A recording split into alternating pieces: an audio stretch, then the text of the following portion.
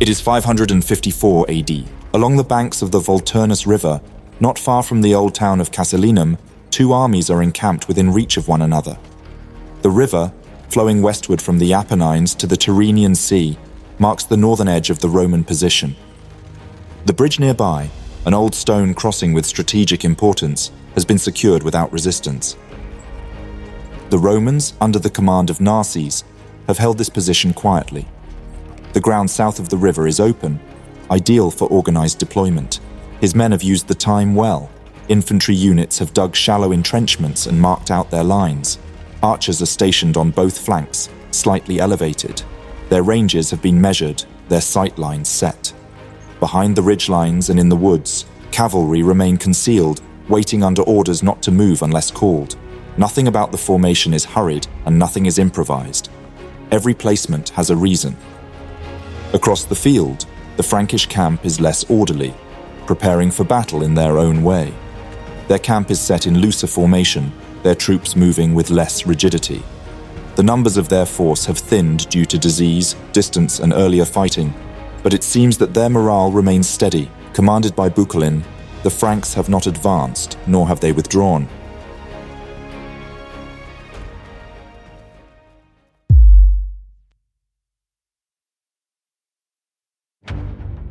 After the Battle of Mons Lactarius in 553 AD, Italy came under Eastern Roman control once more. The last big organized resistance of the Ostrogoths had been broken with the death of King Teia. His death, however, did not lead to immediate stability. Some Gothic groups continued to resist in several locations across the Italian peninsula.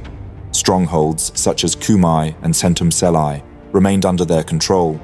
Further north, throughout the Po Valley region, entire regions remained outside the reach of the Roman administration.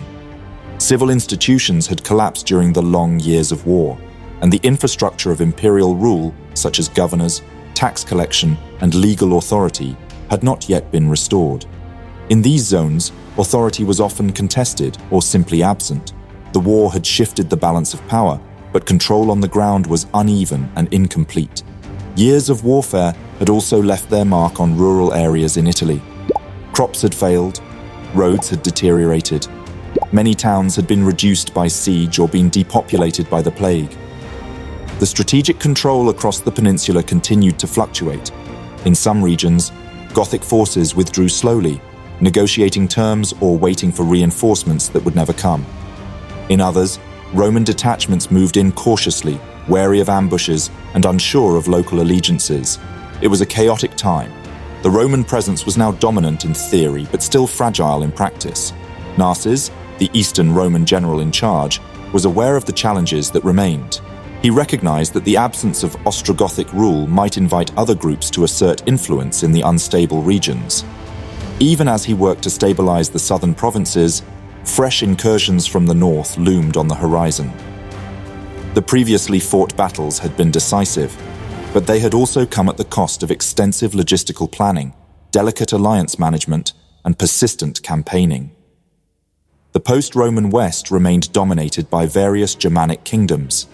Among these, the Franks emerged as a powerful force beyond the Alps, occupying much of what had been Roman Gaul. The Frankish realm had been dramatically transformed by the hands of Clovis, who reigned from the year 481 to 511. He had unified many of the Frankish tribes and expanded his control over large swaths of Gaul. His conversion to Catholic Christianity, rather than the Arianism favored by most other Germanic peoples, such as the Visigoths and Ostrogoths, aligned him more closely with the Roman Catholic clergy and Gallo-Roman aristocracy, giving the Franks both religious and political legitimacy. However, Clovis's death triggered a cycle of fragmentation. His kingdom was divided among his sons, setting a precedent for regionalized rule. By the mid-6th century, this fragmentation had intensified. Power became increasingly decentralized as local warlords and nobles gained autonomy, especially in military affairs. The reigning king, Theudebald, a grandson of Clovis, ruled over the eastern Frankish kingdom of Austrasia. But his control over the wider Frankish aristocracy was limited. Although he held nominal authority, the reality was that military initiatives were often taken by local leaders acting in their own interest. In this setting, two of such local leaders, Lutharis and Buckalin, rose to prominence. These men were not kings, but military nobles. Their authority rested on their capacity to lead warriors and deliver spoils. As Germanic war bands had long been accustomed to acting independently along the Roman frontier, these warlords embodied that tradition. Their troops came from Frankish and Alemannic groups whose traditions of warfare were influenced by local practices and the enduring legacy of Roman military organization. Frankish warfare was inherently personal and decentralized. Armies were raised from networks of landholding warriors who owed military service as part of their social status. These were not professional soldiers in the sense of Roman military forces. Instead, they were bound by loyalty to local lords and driven by the prospect of plunder, land, and honor. Their equipment differed widely. Many entered battle without armor, wearing only leather tunics and iron helmets. Despite minimal armor, they bore recognizable arms such as broadswords for hand-to-hand fighting, round shields, and the Francisca, a throwing axe crafted to shatter enemy formations. Against this backdrop, Lutharis and Buckalin launched an invasion of Italy. The campaign was not officially authorized by King Theudebald, but neither was it prevented. Preoccupied with domestic concerns and perhaps eager to deflect restless war bands southward, Theudebald made no attempt to recall the armies once they had crossed the Alps. The initiative may even have served political purposes, testing Eastern Roman strength in Italy or projecting Frankish influence into contested terrain. The first stages of their advance were largely unopposed. Narses, having recently won at Mons Lactarius, had shifted his focus southward and stationed his main army in Rome for the winter. Although this ensured control of central Italy, it left the north relatively undefended. Many fortresses there had surrendered or fallen into disorder following the death of Teia, and Narses had yet to re-establish a systematic defensive line across the Po Valley. The invaders exploited this vacuum. Lutharis and Buckalin led their combined forces southward, gathering additional support from Gothic remnants and other disaffected groups along the way. The Goths could have seen in them a possible vehicle for continuing resistance against Roman rule. Others simply sought protection from reprisals. Buckalin, in particular, may have entertained political ambitions. Reports suggest he was presented as a potential king of the Goths, a figure who could unite the remnants of Gothic Italy under new Germanic leadership. The scale of the invasion was significant. Some sources claim their combined force originally numbered as high as 75,000 men. While this figure is difficult to verify and likely included non-combatants, such as camp followers, families, and supply wagons, it shows the magnitude of the invasion. Even a much smaller force would have posed a serious threat. Unlike the Vandals, who had previously ruled a maritime kingdom in Africa, the Franks and their allies were accustomed to mobile land warfare, emphasizing rapid movements and short-term logistical foraging. Their campaign in Italy would follow a similar pattern, making the most of unfortified towns and undefended agricultural zones. After entering the Po Valley, the Frankish force split. This was a deliberate tactical choice, intended to cover more ground and extract as much value from the fractured Italian provinces as possible. Lutharis moved southeast down the Adriatic coast into Apulia and Calabria. Buckalin took a more direct line, moving directly through Campania into the heart of southern Italy. Lutharis's aim was to plunder, and he carried out extensive looting operations. While Frankish Christians were known to spare churches, their Alemannic allies, less constrained by religious restrictions, pillaged religious sites and seized ecclesiastical valuables, including church plates and stored grain.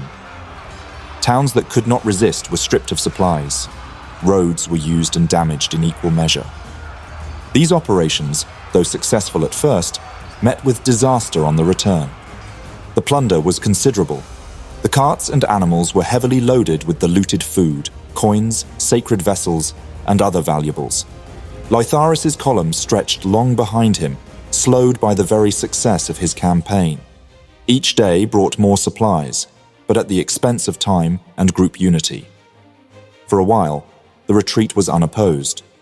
The countryside lay quiet, and the mountain passes to the north remained open. But as his column passed near Pisorum, it was ambushed by a Roman force under the command of Artabanes, a seasoned general operating with a mixed detachment. The Romans struck a portion of Lotharis's troops, catching them off guard and inflicting significant losses. Some of the stolen booty was recovered in the assault, although Lotharis's main body remained intact. In the face of this surprise attack, Lotharis managed to regroup his forces as he pushed through Umbria, then into Emilia. His route took him across the Po River, a difficult crossing under the circumstances, after which he diverted through Venetia, a region that had been under Frankish control since 539. His goal was Teneda near the Piave River, possibly to recuperate and regroup. However, circumstances began to work against him. A devastating outbreak of disease, likely part of the recurring waves of Justinianic plague, struck his already weakened army. The epidemic destroyed his forces, and Lotharis himself did not survive the epidemic. His death marked the end of his campaign. Ancient chroniclers suggest that the plague annihilated the majority of his remaining men, although the exact number of survivors who returned across the Alps to Frankish territory is unknown. What remained of his forces retreated north or joined Bucalin. His campaign followed a different path. More ambitious and politically motivated, he intended not merely to raid, but to challenge Roman control. By this point, the Franks had been campaigning in Italy for nearly a year. Narses had responded with measured restraint upon first learning of the Frankish invasion. He had not mobilized immediately. Instead, he allowed the enemy forces to move southward without interruption for some time. This delay was likely deliberate. Every mile the Franks advanced into Italy increased their supply difficulties and extended their communication lines. Disease, fatigue, and desertion would steadily erode their numbers. His strategy had worked. By the time of the Battle of the Volturnus, a year after the start of the Frankish campaign, sources suggest this number had been reduced to around 20,000 instead of the 30,000 Bucalin had started with. The Frankish forces faced mounting strategic disadvantages as their campaign dragged into its final stages. One of the most critical weaknesses lay in their lack of proper siege equipment. Unlike the Roman army under Narses, which retained access to skilled engineers and logistical infrastructure, the Franks had brought little to no siege machinery. Their army was designed for rapid movement, raiding and plunder, not prolonged sieges or assaults on fortified positions. Without the ability to breach well-defended Roman cities or fortresses, they were effectively restricted to ravaging open countryside and targeting poorly defended settlements. Making this problem bigger was their complete absence of naval support. Roman control of the seas and major rivers, especially via the Byzantine fleet, cut off the Franks from potential resupply or retreat by water. In contrast, Narses could depend on maritime transport to move troops and provisions efficiently, granting him significant strategic flexibility.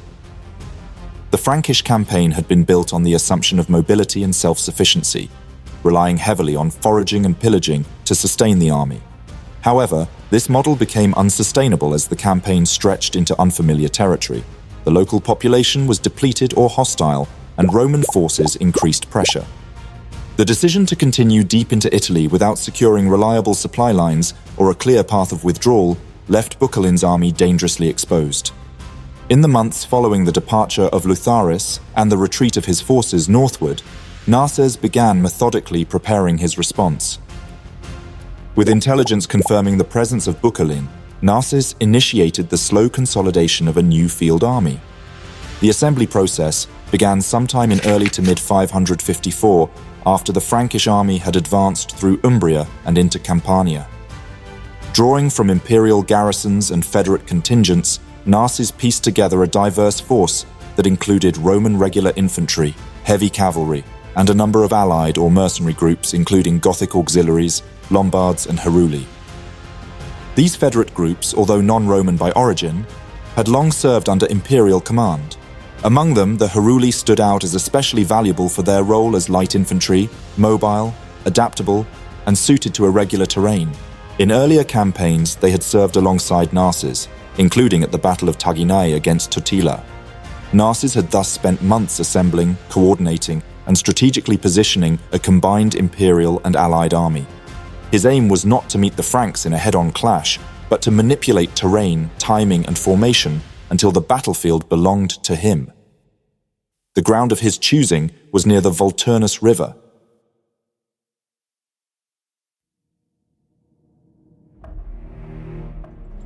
The Volturnus River was a major waterway flowing from the Apennines to the Tyrrhenian Sea, and offered both a logistical route and a natural boundary. Close by stood the old town of Casilinum and its bridge, a crossing of strategic value. It was here where Narses had decided to set up camp. At the bridge, Narses and his army secured their position. The terrain south of the river offered space to maneuver, flat enough for formations to deploy cleanly, but with scattered ridgelines and patches of sparse woodland, useful for concealment. Narses had chosen this position carefully. His troops were arranged in layers. A screen of light infantry and archers formed the forward line. Behind them, the heavy infantry stood in reserve, drawn up in ranks to absorb the expected pressure.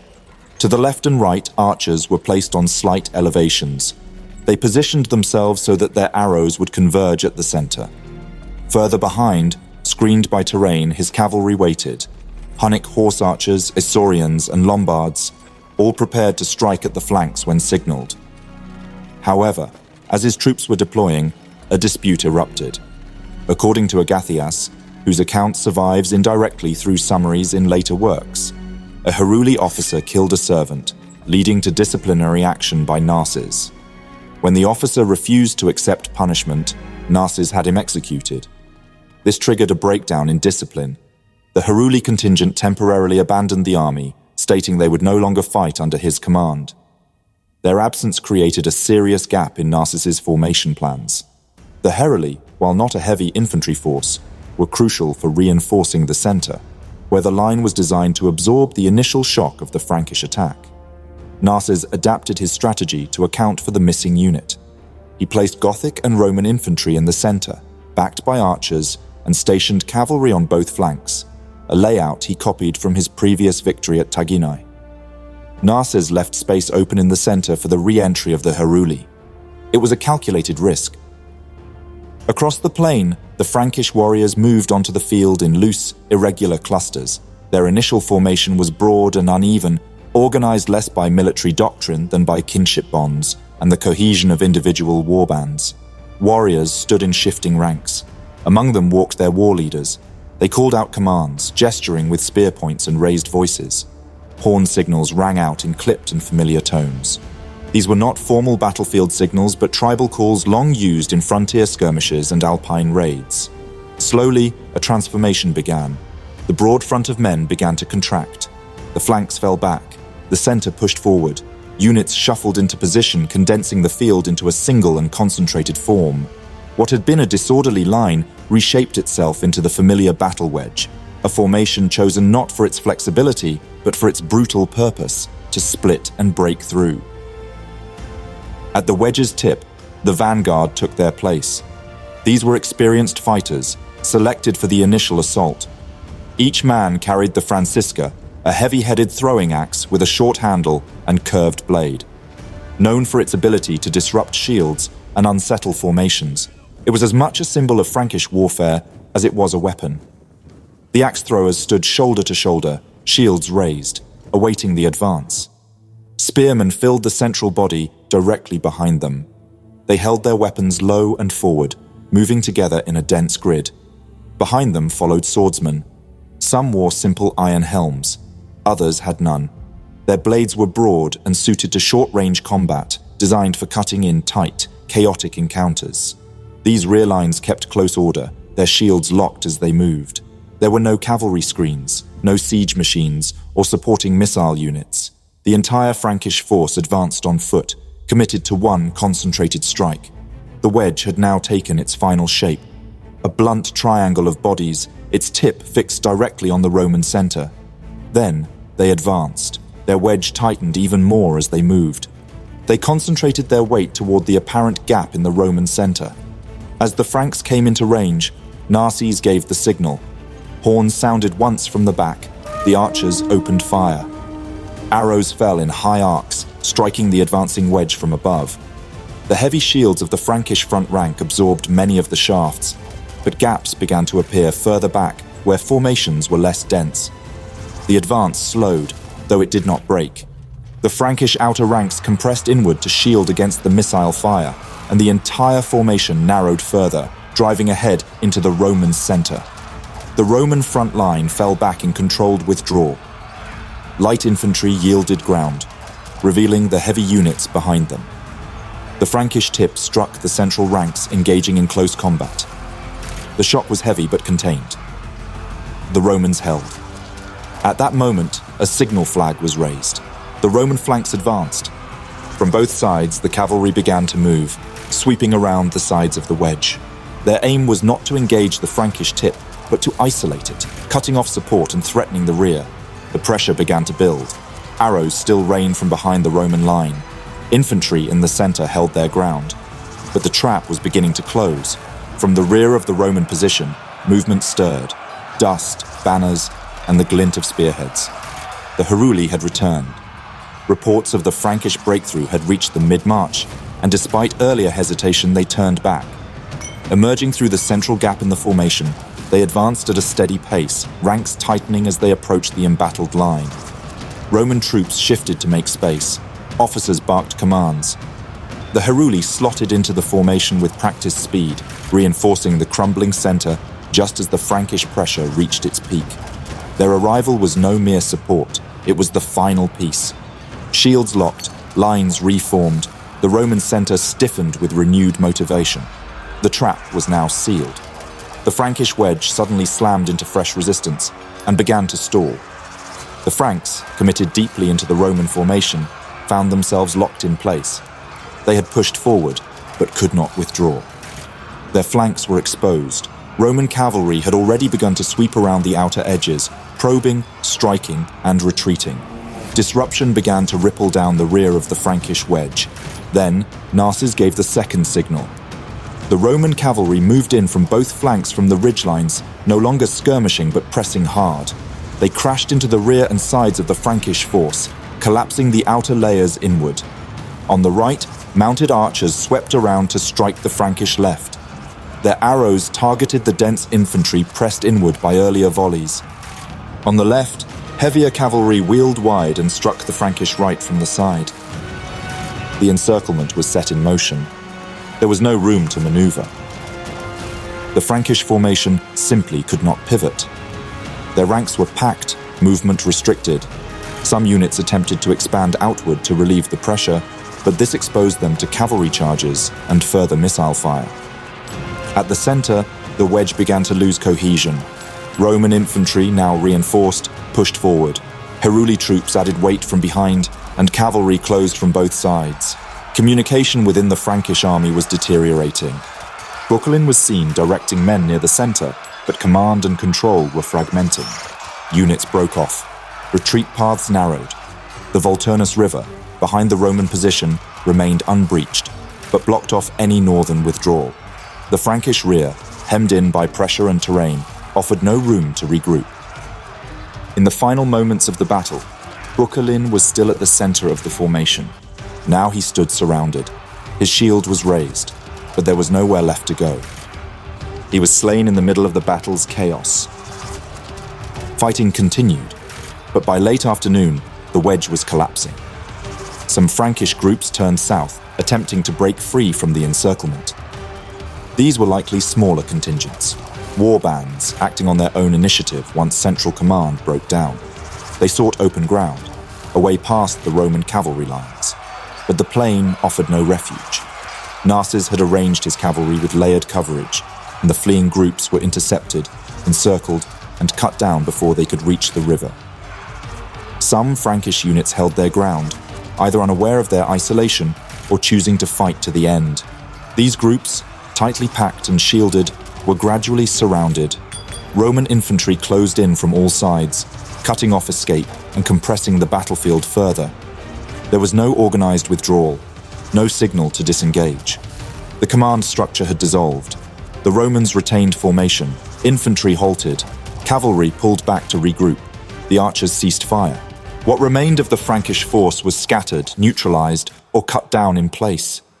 The plain of the Volturnus was still again. The battle had ended. For the Eastern Roman army, the outcome was clear. Narses had secured a complete battlefield victory. The Frankish force, already reduced by months of attrition, was gone. The historian Agathias claimed that only 5 from the initial 20,000 Franks managed to survive and find a way out of the battlefield. Bucklin had fallen with them. What remained was disorganized and without direction. It had been a brief campaign.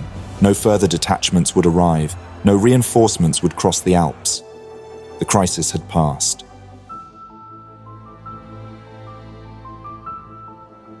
But the victory had not come cheaply. The end of a battle did not mean the beginning of peace. In Constantinople, the news would be received with satisfaction.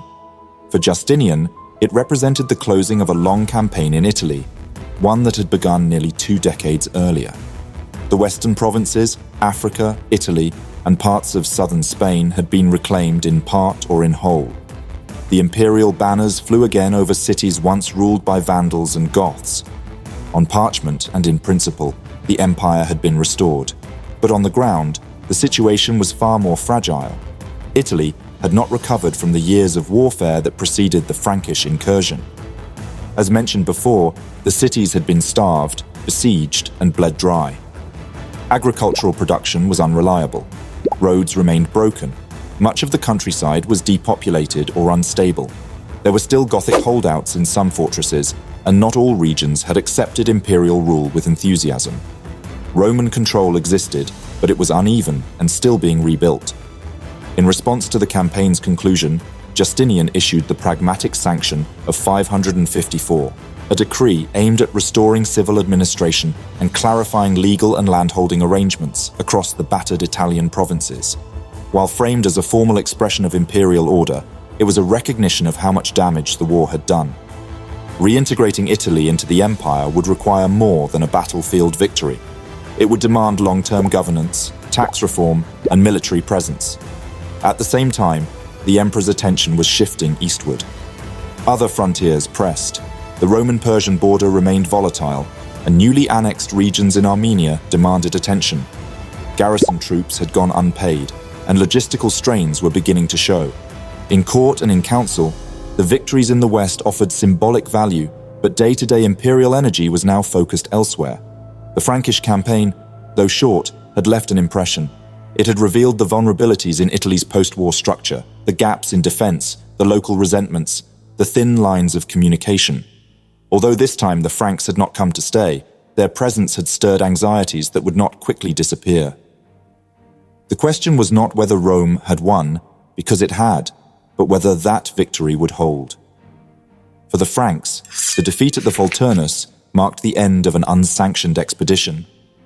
Their defeat ensured that no similar force would attempt such a move again, at least for the time being. Word of the disaster would spread north.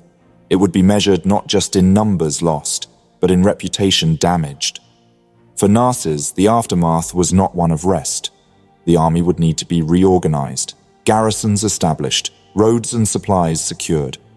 It was the kind of work that held territories together. No immediate threats remained. The Gothic kingdom was gone. The Frankish incursion was over. But Italy, as always, sat at the meeting point of larger forces. Thank you for watching this video. Please leave a like. It really helps out the channel. If there is a topic, battle, or person you would like to know more about, let me know your thoughts in a comment. I would also like to thank all my patrons and channel members for their generous support. If you enjoy House of History and you want to support my work, consider joining me on Patreon. For just $1 per month, you will gain early access to all my videos without any in-video advertisements. Don't forget to subscribe. See you next time.